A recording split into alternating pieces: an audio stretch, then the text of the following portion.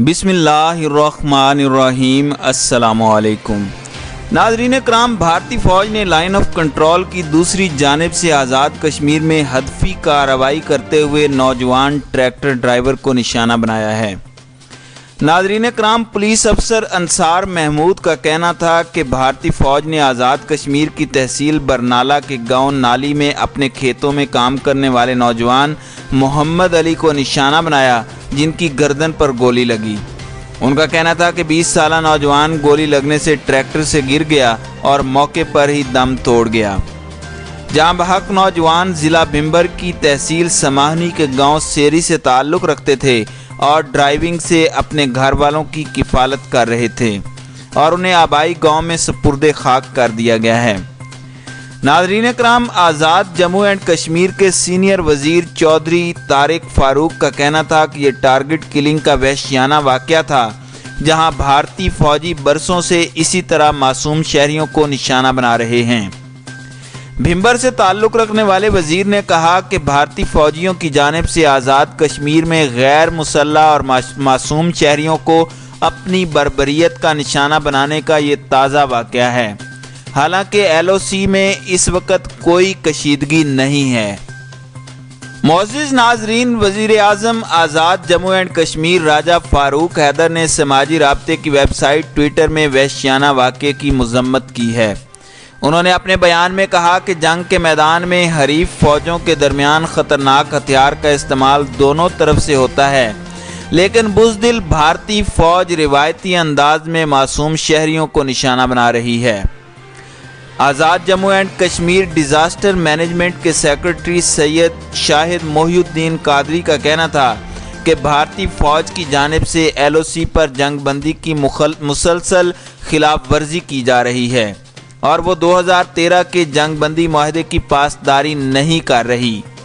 ان کا کہنا تھا کہ بھارتی فوج کی خلاف ورزیوں کے باعث معصوم شہریوں کا مسلسل قتل ہو رہا ہے۔ ان کا مزید کہنا تھا کہ رواں برس آزاد جموں اینڈ کشمیر کے مختلف علاقوں میں بھارت کی خلاف ورزیوں کے نتیجے میں کم از کم 56 شہری جاں بحق ہو چکے ہیں اور 266 دیگر شہری زخمی ہوئے ہیں۔ بھارتی فوج نے 25 اکتوبر کو ضلع کوٹلی کے مقام پر بلا اشتعال شیلنگ کی تھی، جس کے نتیجے میں ایک کشمیری اپنے بیٹے سمیت شہید ہو گئے تھے اور ان کی ایک بچی بھی زخمی ہو گئی تھی۔ ناظرین کرام، وادی نیلم کے ڈپٹی کمشنر راجہ شاہد محمود نے کہا تھا کہ بھارتی فورسز نے چھوٹے اور بھاری ہتھیار استعمال کیے اور شیلنگ کی شدت بہت زیادہ تھی۔ انہوں نے بتایا کہ بھارتی فورسز کی شیلنگ کے نتیجے میں لالا گاؤں میں گل زرین نامی شخص اور اس کا 12 سالہ بیٹا سلطان شہید ہو گیا۔ ناظرین کرام، اس سے قبل 20 اکتوبر کو آزاد جموں اینڈ کشمیر میں لائن آف کنٹرول پر بھارتی فوج کی بلا اشتعال شیلنگ کے نتیجے میں پاک فوج کا ایک جوان اور 6 شہری شہید ہو گئے تھے۔ مقامی انتظامیہ کا کہنا تھا کہ بھارتی فوج کی شیلنگ کے نتیجے میں 9 کشمیری زخمی بھی ہوئے۔ تاہم بھارت کی اس اشتعال انگیزی کا پاکستانی فوج نے مؤثر جواب دیا تھا اور جوابی کارروائی میں 9 بھارتی فوجی ہلاک اور متعدد زخمی اور 2 بنکرز بھی تباہ ہوئے تھے۔ ناظرین کرام، یاد رہے کہ 15 اکتوبر کو بھی لائن آف کنٹرول کے سیکٹر نیزا پیر کے مختلف گاؤں میں بھارتی فوج کی بلا اشتعال شیلنگ سے ایک ہی گھر کے 3 افراد شہید اور 8 زخمی ہو گئے تھے، جس کے بعد 16 اکتوبر کو پاکستان نے بھارتی ڈپٹی ہائی کمشنر کو دفتر خارجہ طلب کر کے بھارتی فوج کی جانب سے لائن آف کنٹرول پر بلا اشتعال فائرنگ پر احتجاج ریکارڈ کروایا تھا۔ ناظرین کرام، اس سے قبل 8 اکتوبر کو بھی ترجمان دفتر خارجہ نے قابض بھارتی فوج کی جانب سے 6 اکتوبر اور 7 اکتوبر کو LOC پر کی گئی بلا اشتعال فائرنگ پر بھارتی ہائی کمشنر کو طلب کیا تھا اور پاکستان کی جانب سے احتجاج ریکارڈ کروایا تھا۔